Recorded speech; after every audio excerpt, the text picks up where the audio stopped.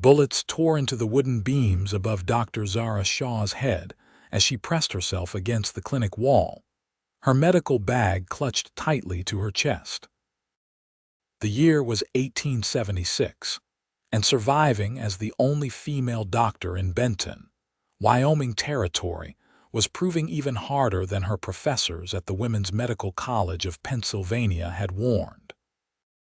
But nothing in her education had prepared her for a bleeding cowboy to crash through her door in the middle of a shootout, his eyes locking with hers as he gasped, "Only you, Doc. Only you can fix me." The path that had brought Zara to Benton had been anything but straight. At 28, she had already faced more obstacles than most men twice her age. Her father, a respected physician in Boston, had reluctantly supported her medical aspirations, though her mother had wept at the news, certain no man would ever marry a woman who knew the intimate details of human anatomy.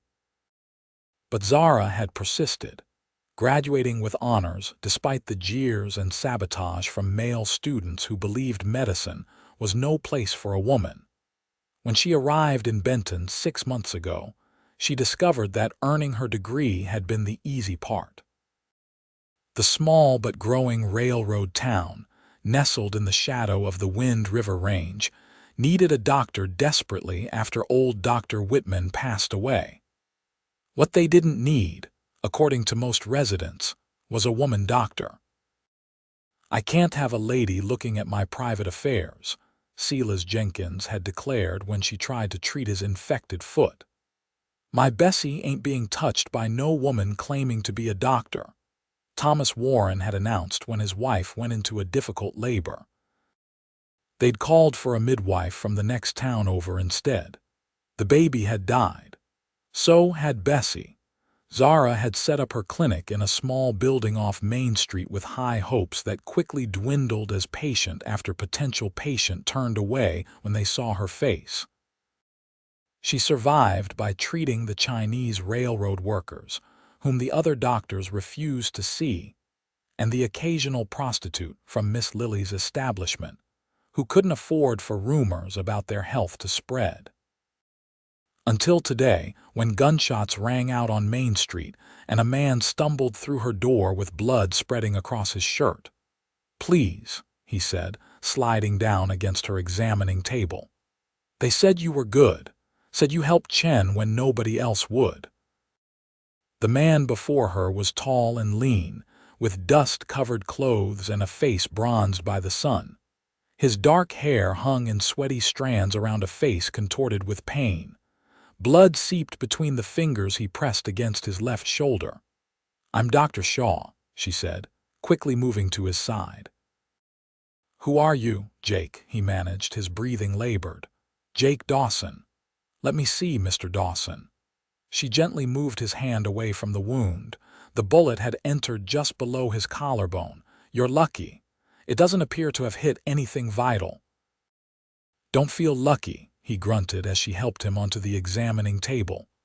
"The men who shot you, they've ridden on," he assured her. "They got what they wanted. Payroll box from my saddlebags." Zara worked quickly, cutting away his blood-soaked shirt. He was strongly built, his skin marked with old scars that told stories of a hard life.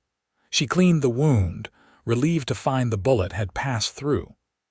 "You're fortunate," she said, reaching for her needle and silk thread. "This will need stitching, but the bullet didn't stay inside." "Do what you need to, Doc." His eyes, a startling blue against his tanned skin, met hers with a directness that made her pause. "I trust your hands." Those 4 words settled something inside her. After months of rejection, someone finally saw her as what she was: a doctor. Not a woman playing at medicine, but a physician capable of healing. She administered laudanum for the pain, but he refused more than a small dose. "Need to keep my wits," he explained, grimacing as she began to stitch the entry wound. "You're a stubborn man, Mr. Dawson." A hint of a smile touched his lips. "Jake, and yes, madam, been told that since I was knee-high to a grasshopper. What brings you to Benton?" Besides getting shot, that is. Cattle drive. I'm trail boss for the Bar Diamond outfit. We're moving 3,000 head to the railhead. Zara nodded, focusing on her neat stitches. You'll need to rest. This shoulder won't take kindly to roping and riding for at least a week. He started to object but winced as she began work on the exit wound. The herd will have to manage without you unless you want to lose that arm to infection. Something in her tone must have convinced him because he fell silent, watching her work with those intense blue eyes. When she finally tied off the last stitch and began bandaging him, he spoke again. Why'd you come here, Doc? Benton ain't exactly welcoming to folks who don't fit the usual mold. Zara finished securing the bandage before answering. I go where I'm needed, Mr. Dawson. Jake, he corrected again, softer this time. Jake. And I'm needed here, whether Benton realizes it or not. She helped him sit up slowly.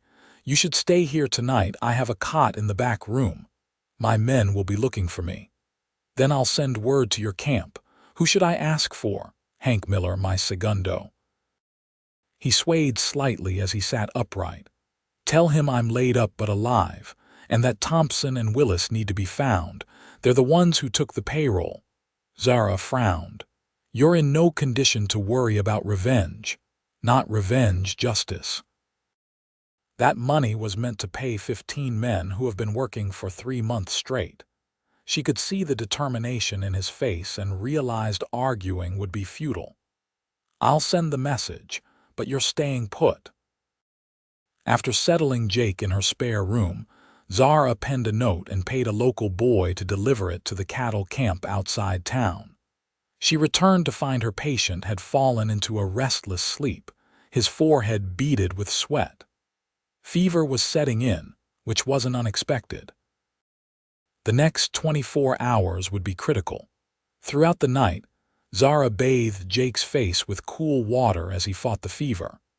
He muttered in his delirium, sometimes calling out names Ruth, Pa, Billy, and once reaching for her hand with surprising strength. Don't leave, he'd whispered, his eyes unfocused. Everyone always leaves. I'm right here, she'd assured him, something tightening in her chest at the vulnerability in his voice. By morning, his fever had broken and he was lucid again if weak. Zara was checking his bandages when a commotion outside drew her attention. She moved to the window to see 3 rough-looking men dismounting in front of her clinic. Those your men? She asked Jake. He struggled to sit up enough to see. No, he said, his voice suddenly hard. Those are Thompson's friends. They've come to finish the job. Zara's heart raced, but she kept her voice steady. Stay here. She moved to her desk and withdrew a Derringer from the drawer, a gift from her father when she announced she was heading west. Doc, you can't. This is my clinic, Mr. Dawson. I'll handle this. Before he could protest further, she walked to the front room, slipping the small pistol into her pocket. When a heavy knock rattled her door, she took a deep breath and opened it, blocking the entrance with her body. 3 men stood before her, all armed, all wearing expressions that made her skin crawl. Can I help you, gentlemen? She asked, keeping her voice professional. The tallest one, with a scar running down his cheek, spoke first. We're looking for a man, shot. Might have come this way. I'm a doctor. People who are shot often come my way. This one's a cattle boss, tall fellow, dark hair. Zara met the man's gaze steadily. I haven't seen anyone matching that description. Now, if you're not in need of medical attention, I have work to do. She started to close the door, but a boot wedged itself in the gap. Now, Lady Doctor, I think you're lying to us, and that ain't polite. The scarred man pushed against the door. Zara stood her ground. Neither is forcing your way into a physician's office.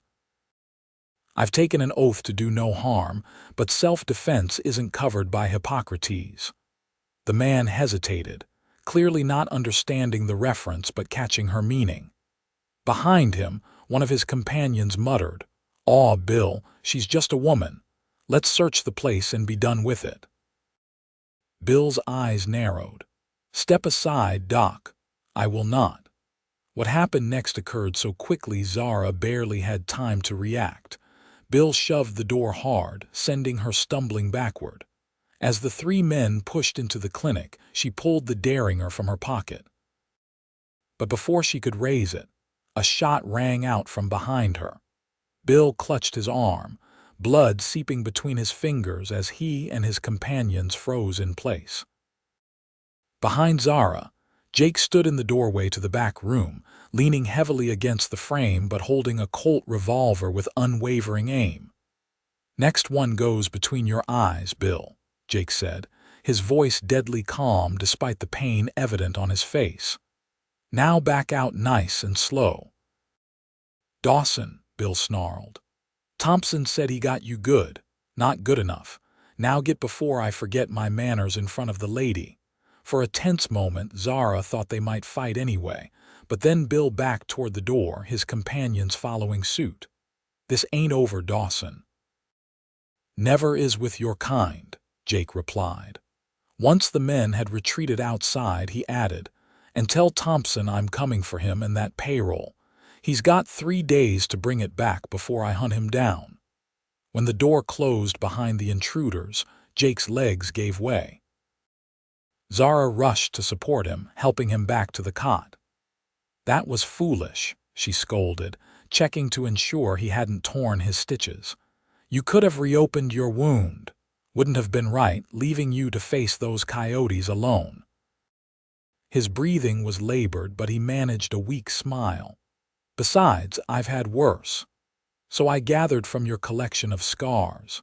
She pressed her hand to his forehead. "Your fever's returning. That little showdown didn't help matters." Before he could respond, another knock came at the door, softer this time. Zara tensed, but Jake shook his head. "That'll be Hank.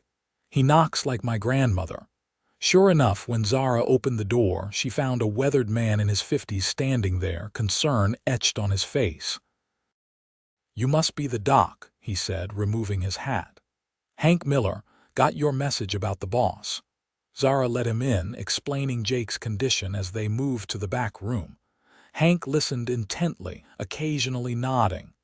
"Bill Sutter and his boys were just here," Jake told Hank when they entered. "Thompson set them on my trail."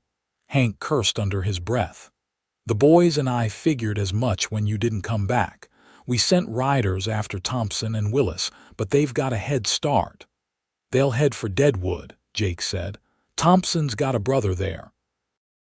"We'll find them," Hank assured him. He turned to Zara. "How long before he can ride?" "At least a week, possibly longer." Jake started to protest, but Hank cut him off. "The doc's right, boss. You ain't no good to us dead. Me and the boys can handle the herd till you're mended." After some argument, Jake reluctantly agreed to stay put.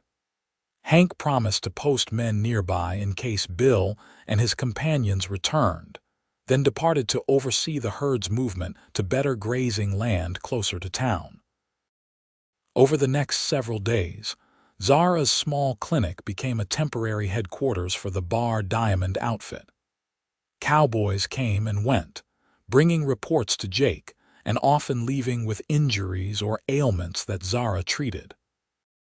Word spread through town that the lady doctor was tending to the cattle drive, and slowly, tentatively, other patients began to appear at her door. Mrs. Abernathy brought her son with a broken arm. Old Jim Fletcher came for his rheumatism. Even Thomas Warren stopped by, head bowed, to ask if she might look at his remaining children who had developed coughs. Through it all, Jake watched from his recovery bed, his condition improving steadily under Zara's care. "You're good at this," he observed on the 4th day as she changed his bandages. "Better than any sawbones I've seen, and I've seen plenty.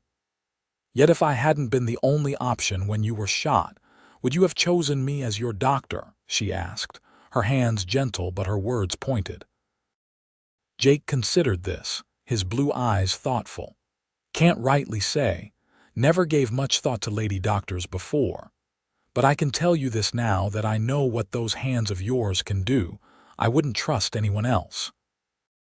Something warm unfurled in Zara's chest at his words, a feeling she quickly tamped down. Getting attached to a patient, especially one who would ride away as soon as he was healed, was foolish. "You're improving faster than I expected," she said, changing the subject. "The wound is healing cleanly." "Good frontier stock," he replied with a wink. "We're hard to kill." That evening, as Zara prepared a simple stew, Jake managed to make his way to her small kitchen table without assistance. "Should you be up?" she asked, though she couldn't help but be impressed by his progress. "Can't lay about forever.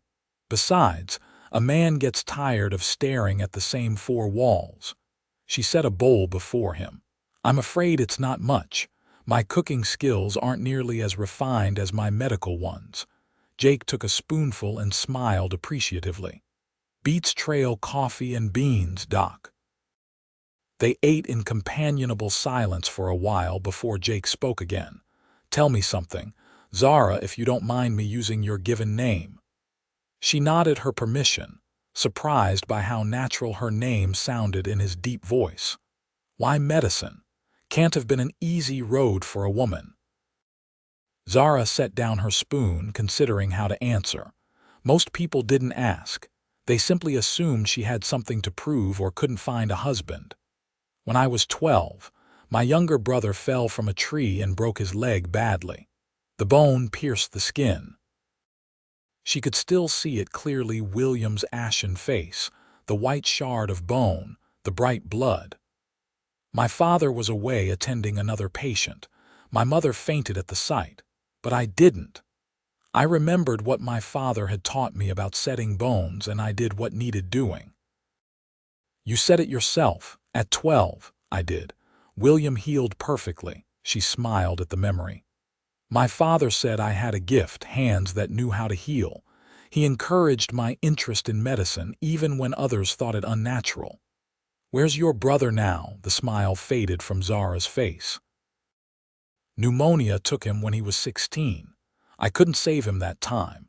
Maybe that's why I became a doctor, because there will always be another William I might save." Jake reached across the table and covered her hand with his. "Sounds like a fine reason to me." His hand was warm and calloused, a working man's hand, but there was gentleness in his touch that made her breath catch. For a moment, they sat like that, connected by more than just the contact of skin on skin. The moment broke when hoofbeats sounded outside, followed by urgent knocking. Jake withdrew his hand as Zara rose to answer the door. Hank stood there, his expression grave. "Thompson's been spotted heading back this way with a gang. Word is they're planning to hit the bank of Benton tomorrow when the mine payroll comes in." Jake was immediately alert. "How many men?" "7, including Thompson and Willis." "And Bill Sutter and his boys still in town?" Hank nodded. "Drinking at the Golden Nugget, acting like they're waiting for something." Jake pushed himself to his feet. "Send word to the boys. We need to warn the sheriff." "Already did." "Sheriff's organizing a posse, but he's short-handed. Half his deputies are down with that stomach sickness that's been going around." Zara, who had been listening intently, spoke up. "Food poisoning from the new cook at the hotel. I've treated 6 cases since yesterday." Jake turned to her. "Can you get them back on their feet by morning?" "Possibly, with the right treatment. But you're not seriously planning to join this posse. Your wound is healing fine thanks to you."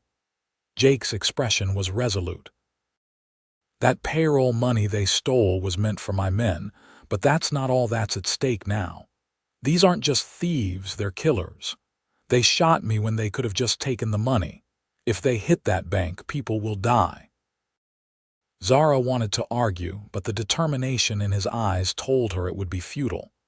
"At least let me come with you to treat the deputies, and you'll need fresh bandages before you do anything."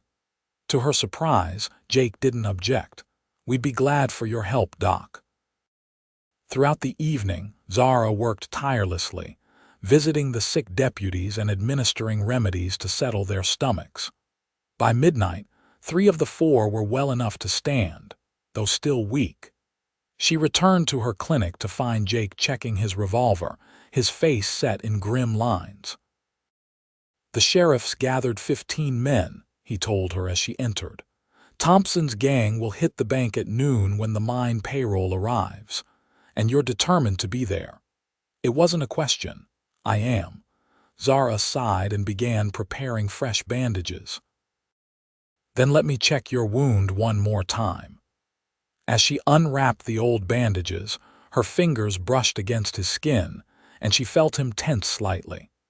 The wound was healing well, too well, perhaps, since it meant he would soon leave. "You don't have to do this," she said quietly, applying a fresh dressing. "No one would think less of you for sitting this out." Jake caught her wrist gently, causing her to meet his gaze. "I would." In that moment, looking into his eyes, Zara understood something fundamental about this man. His sense of justice ran bone deep, as immovable as the mountains that surrounded Benton. "Be careful," she said simply. "Always am, Doc." A hint of a smile touched his lips. "Besides, I've got the best physician in the territory patching me up." Morning dawned clear and cool. Zara had barely slept, her mind racing with worry about the coming confrontation. She prepared her medical supplies, knowing there would be injuries regardless of how the day unfolded. Jake left at dawn to meet with the sheriff and his posse. Before he departed, he paused at the door. "Stay inside today," he told her.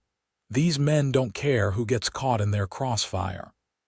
"I'll be ready to treat the wounded," she replied, not promising to stay hidden. He seemed to understand her unspoken message. With a nod, he was gone, moving more stiffly than usual but with determination in every step. The town grew eerily quiet as noon approached. Shopkeepers closed early, mothers kept children indoors, and an anticipatory tension hung in the air. From her window, Zara could see armed men taking positions around the bank. At precisely noon, riders appeared at the far end of Main Street, 8 men moving purposefully toward the bank, unaware of the trap awaiting them. Zara's heart pounded as she recognized Jake among those positioned near the bank entrance, partially concealed behind a water trough. What happened next unfolded with terrifying speed. Someone, perhaps a lookout for Thompson's gang, shouted a warning. Gunfire erupted, shattering the midday quiet. Townspeople who hadn't retreated indoors scattered for cover. Thompson's men returned fire, some dismounting to take cover while others wheeled their horses around. From her vantage point, Zara saw one of the deputies fall, clutching his leg. Another man, one of Thompson's gang, toppled from his saddle as bullets found their mark. She grabbed her medical bag and headed for the door, ignoring Jake's warning to stay inside. The street had transformed into a battlefield. Smoke from gunfire clouded the air as men shouted and horses screamed. Zara darted toward the fallen deputy, keeping low.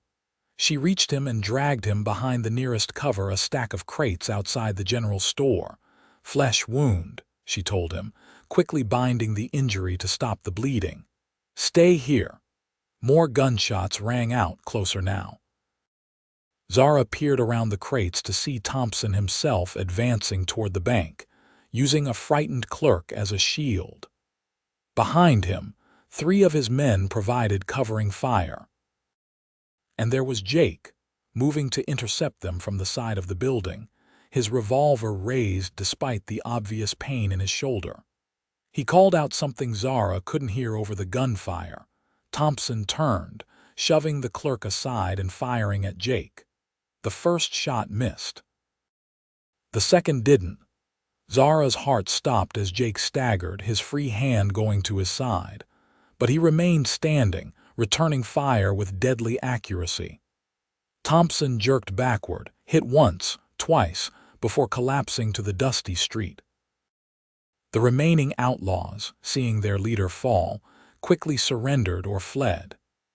As silence descended, punctuated only by moans from the wounded, Zara rushed to Jake's side. Blood seeped through his shirt where the bullet had struck him just above the hip. His face was pale but determined as he holstered his weapon. "Told you to stay inside," he muttered as she helped him sit against the bank wall. "Terrible patient and a terrible listener," she replied, cutting away his shirt to examine the wound. "Fortunately, so am I." The bullet had grazed his side, leaving a deep furrow but not penetrating. Relief flooded through her as she pressed a clean cloth to the wound. "You'll live," she told him, trying to keep her voice steady despite the trembling in her hands. "Though I'm beginning to think you enjoy getting shot." A weak chuckle escaped him. "Only because I enjoy your doctoring, madam." Around them, the sheriff and his men were securing the scene, tending to the wounded and taking prisoners. The bank clerk Jake had saved approached timidly. "Thank you, mister," he said, his voice shaking. "That man would have killed me for sure." Jake nodded acknowledgement but winced as Zara applied pressure to his wound. "Let's get you back to the clinic," she said, signaling for help from two uninjured deputies. Once Jake was settled on her examining table, Zara cleaned and stitched his new wound with hands that had steadied with purpose. Other injured men were brought in too with gunshot wounds, one with a broken arm from falling from his horse. She treated them efficiently, but her attention kept returning to Jake, who watched her work with those intense blue eyes. "You're something else, Doc," he said when the others had been treated and sent home or to the jail. "Never seen anyone so calm in the middle of a firefight." "Medical school doesn't prepare you for gunfights," she admitted, washing blood from her hands. "But it does teach you to focus on what needs doing, no matter the circumstances." Jake pushed himself up to sitting, grimacing slightly. "Well, you did what needed doing today, saved more than one life." "As did you." She moved to check his bandages. "Though I wish you hadn't risked reopening your shoulder wound. Some risks are worth taking." His gaze held hers steadily. "Like coming west all alone to doctor folks who might not appreciate what you're offering." Something in his tone made her pulse quicken. "Are you saying I'm reckless, Mr. Dawson?" "I'm saying you're brave, Zara Shaw. Bravest person I've ever met." Before she could respond, the door opened to admit Hank and two other cowboys from the Bar Diamond outfit. "Boss," Hank said, relieved. "Doc patched you up again, I see." "That she did," Jake confirmed. "What's the final tally?" "Thompson and two of his men are dead. Willis and three others are in jail. One got away, not Bill Sutter, though. He's locked up too." Hank grinned. "And we recovered the payroll money, every dollar." "Good work," Jake said, his expression softening. "The men will be glad to hear it." "What about the herd?" Zara asked, suddenly remembering the reason Jake had come to Benton in the first place. "Moving them to the railhead tomorrow," Hank replied. "We're only 3 days behind schedule, which ain't bad considering everything." Jake nodded, but there was something in his expression Zara couldn't quite read. "Make sure the men get paid first thing." "And you, boss, you riding with us?" Jake glanced at Zara before answering. "Not just yet. Doc says I need a few more days to mend before I can ride that far." After Hank and the others left, promising to return in the morning, a strange silence fell between Zara and Jake. "You didn't tell me you were leaving so soon," she finally said, keeping her voice neutral as she organized her supplies. "Cattle drives over once we deliver to the railhead," Jake replied. "Men will get their pay and scatter to the winds until next season. And you, where will you scatter to?" Jake watched her for a long moment before answering. "Usually head back to my small spread near Laramie. Nothing fancy, 100 acres, a dozen horses, small cabin, enough to keep me going between drives." Zara nodded, ignoring the hollow feeling in her chest. She'd known all along he wouldn't stay. Men like Jake Dawson didn't put down roots in places like Benton. Well, with proper care, you should be fit to travel in a few days, she said briskly. And if I wanted to stay longer, the question hung in the air between them, loaded with meaning Zara was afraid to interpret. That would be unnecessary from a medical standpoint, she replied carefully. Jake pushed himself to his feet, moving toward her with only a slight hint of stiffness. I'm not asking from a medical standpoint, Zara. He stood before her now, close enough that she could see the flecks of gray in his blue eyes, could smell the soap she'd given him to wash with. Then, why would you stay? Her voice was barely above a whisper. Jake reached out slowly, giving her time to move away if she wished, and tucked a strand of hair behind her ear. His touch was gentle, almost reverent. Because in all my years of riding the trails and facing down men with guns, nothing's ever scared me as much as the thought of riding away from you. Zara's breath caught in her throat. Jake, let me finish, he said softly. I've lived my life never staying anywhere long enough to put down roots, never met anyone who made me want to, until now. You barely know me, she protested weakly, even as her heart raced. I know enough. I know you're brave and skilled and stubborn as a mule. I know you care about people who don't always care back. I know you've got healing in your hands and fire in your spirit. His lips curved in a gentle smile. Seems like a solid foundation to build on.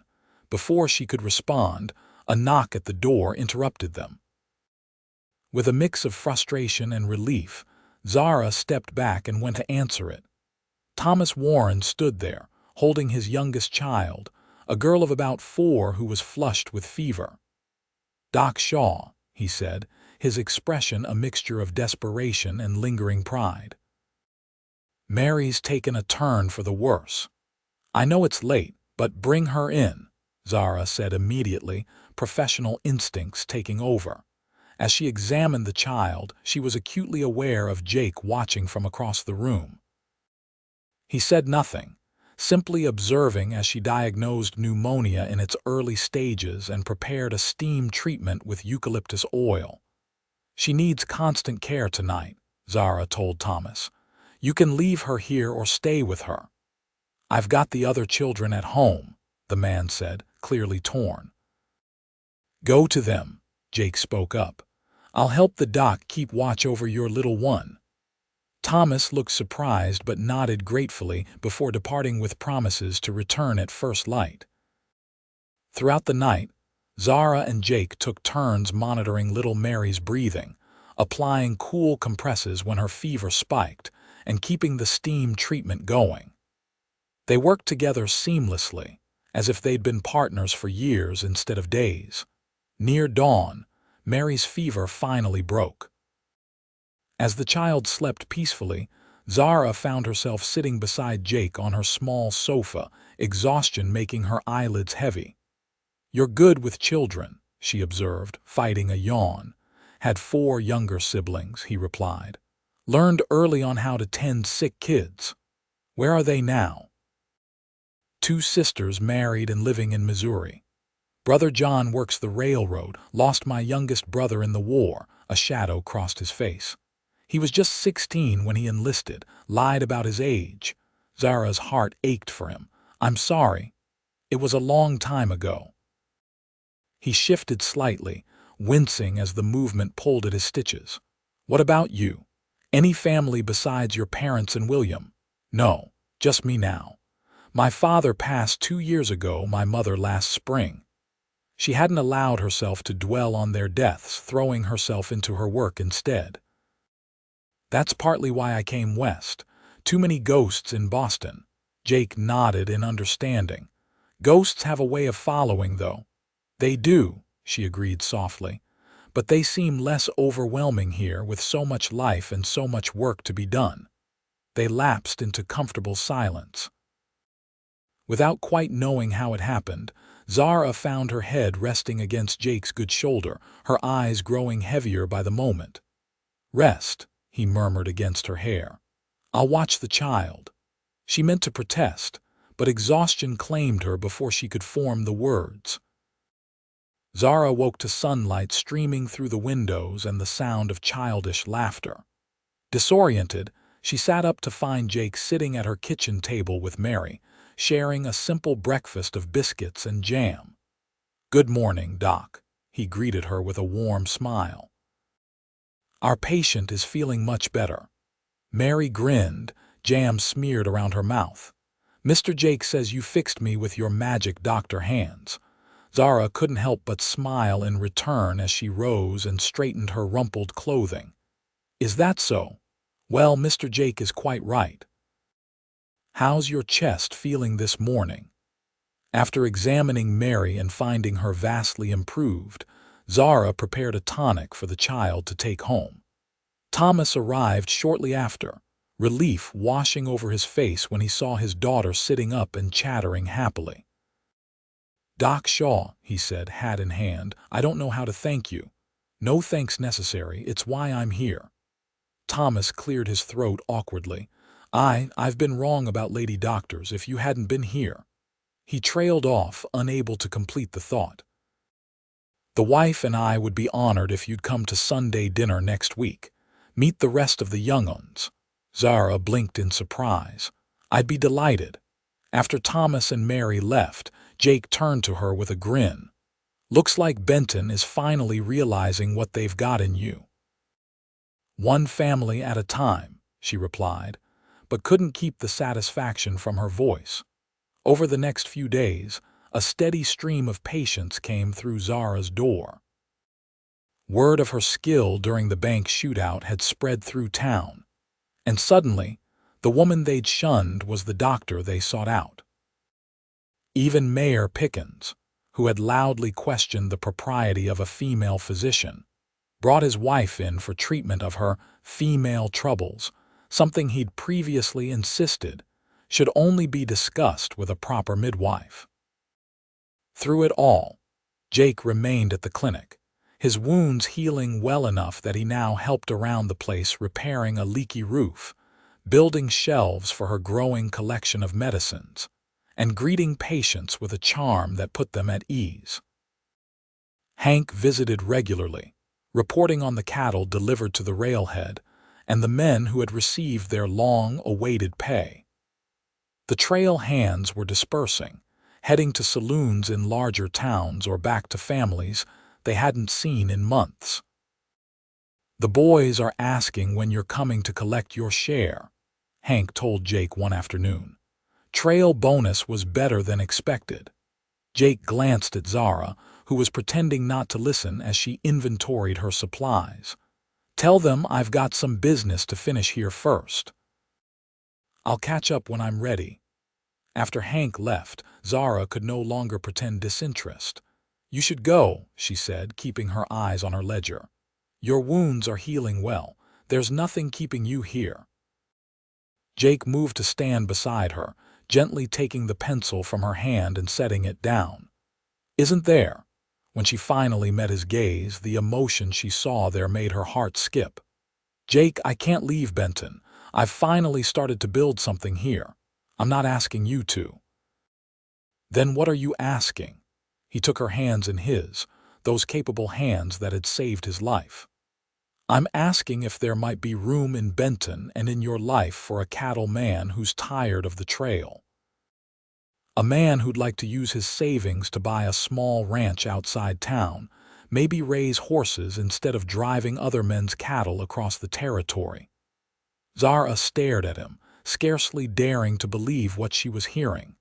"You want to stay in Benton? If that's where you are, yes. But your land near Laramie, it's just land, Zara. You're—" He paused, searching for the right words. "You're something I never expected to find. A home that isn't a place." Tears pricked at her eyes. "Jake Dawson, are you saying what I think you're saying?" His smile was tender as he released one of her hands to brush away a tear that had escaped. "I'm saying I love you, Dr. Zara Shaw. I'm saying I want to court you proper if you'll have me. I'm saying I see a future here that I never imagined for myself." Zara's medical training had taught her about the human heart as an organ, its chambers, its valves, its purpose pumping blood through the body. But nothing had prepared her for how it felt when that organ seemed to swell within her chest, filled with an emotion too vast to contain. "I think," she said carefully, "that Benton could use a good horse ranch, and I think—" her voice faltered slightly. "I think I could use a partner who isn't afraid of a woman with healing hands." Jake's smile broadened. "Is that a yes?" Instead of answering with words, Zara rose on her tiptoes and pressed her lips to his. The kiss was gentle at first, mindful of his injuries, but deepened as Jake pulled her closer, his arms encircling her waist. When they finally parted, both slightly breathless, Jake rested his forehead against hers. "I'll take that as a yes." True to his word, Jake found land for sale just outside Benton, 200 acres with access to a year-round creek and enough good grazing for the horses he planned to raise. He courted Zara with a respectfulness that impressed even the most traditional townspeople, bringing her wildflowers from the prairie and helping her expand her clinic to include a small ward for overnight patients. As summer turned to fall, Zara found herself busier than ever. A mining accident brought a dozen injured men to her door in one day. She worked tirelessly alongside Jake, who proved nearly as skilled at assisting her as Hank had been at helping him manage cattle. "You should have been a doctor," she told him as they finally sat down to a late dinner after treating the last miner. "Nah," he replied with a wink. "One doctor in the family is plenty." The casual reference to them as family made Zara's cheeks flush, but she couldn't deny the rightness of it. Over the past months, Jake had become as essential to her life as breathing. The following Sunday, after church services, which Zara now attended regularly, having been formally invited by Reverend Phillips himself, Jake suggested a ride to see the progress on his ranch house. The two-story frame structure was taking shape nicely, with a wide porch that wrapped around two sides and large windows to catch the mountain light. "It's wonderful," Zara said as they stood in what would become the main room. "You've thought of everything." "Not quite everything." Jake seemed uncharacteristically nervous as he led her to the eastern-facing windows. "I'm hoping you might have some ideas for this room. I was thinking it might make a fine office for a doctor who might want to see patients outside of town sometimes." Zara turned to him in surprise. "An office?" "Here," Jake reached for her hands. "I've been doing a lot of thinking, Zara. This house, it's bigger than a bachelor needs. It's built for a family." He took a deep breath. "I want that family to be with you." From his pocket, he withdrew a simple gold band set with a small pearl. "This was my mother's. I sent for it weeks ago, but it only arrived yesterday. I know it's not fancy, it's perfect," Zara whispered, her eyes filling with tears. Jake dropped to one knee, still holding her hands. "Dr. Zara Shaw, would you do me the great honor of becoming my wife? Of sharing this home and a life with me?" "Yes," she said without hesitation. "Yes, Jake Dawson, I will marry you." As he slipped the ring onto her finger, Zara felt the last pieces of her life falling into place. The journey that had brought her to Benton had been difficult, filled with obstacles and doubts. But standing here with Jake, in the house that would become their home, she knew every step had been leading her exactly where she was meant to be. They married in November, with most of Benton in attendance. Mayor Pickens gave a speech about the town's good fortune in having such a skilled physician, conveniently forgetting his initial opposition to her practice. Mrs. Abernathy and the other ladies of the town hosted a reception that would be talked about for years to come. Zara wore her mother's wedding dress, altered to suit her more practical tastes, and carried wildflowers that Jake had somehow managed to find despite the approaching winter. When Reverend Phillips pronounced them husband and wife, The cheer that went up from the congregation nearly lifted the church roof. By spring, Zara had expanded her practice to include both her town clinic and the office in their home. Jake's horse breeding business was off to a promising start with the purchase of 3 quality mares and a stallion with impressive bloodlines. It was on a warm May evening, as they sat on their porch watching the sunset paint the distant mountains gold and crimson, that Zara shared her news. "I've noticed something interesting about my health lately," she began, trying to keep her voice casual. Jake turned to her, immediately concerned. "Are you unwell?" "Not at all." She smiled, taking his hand and placing it gently over her still flat stomach. "But in about 7 months, you're going to need to build a nursery onto this wonderful house of yours." The look of joy that spread across Jake's face was everything she'd hoped for. He gathered her into his arms with a whoop that startled the horses in the nearby corral. "A baby," he whispered against her hair. "Our baby." "The first of several, I hope," Zara replied, laughing as he spun her gently around. That night, as they lay together in the moonlight filtering through their bedroom window, Jake traced patterns on her skin with calloused but gentle fingers.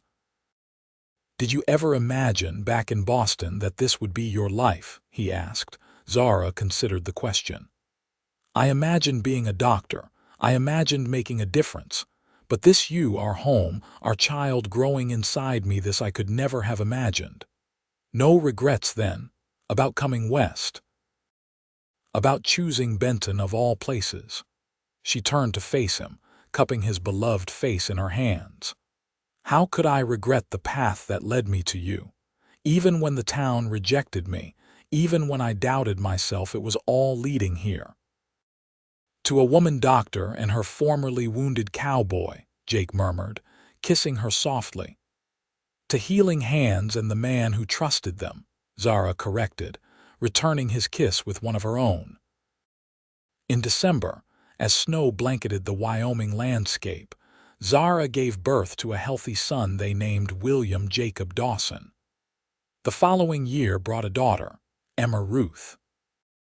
By the time their third child, Henry Thomas, arrived 2 years later, Zara had trained 2 young women as nurses to help with her growing practice.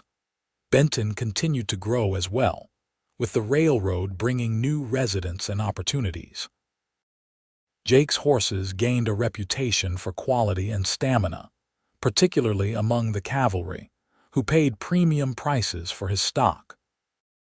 But more than their professional successes, Jake and Zara treasured the life they had built together, a life neither had dared to dream of before that fateful day when a bleeding cowboy crashed through her door and placed his life in her capable hands.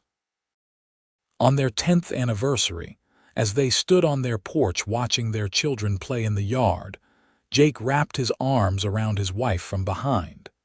"Still no regrets, Doc?" he asked, his voice still holding that teasing warmth that had first captured her heart. Zara leaned back against him, secure in his embrace and in the knowledge that she had found her true place in the world. "Not a single one, Cowboy. Not a single one."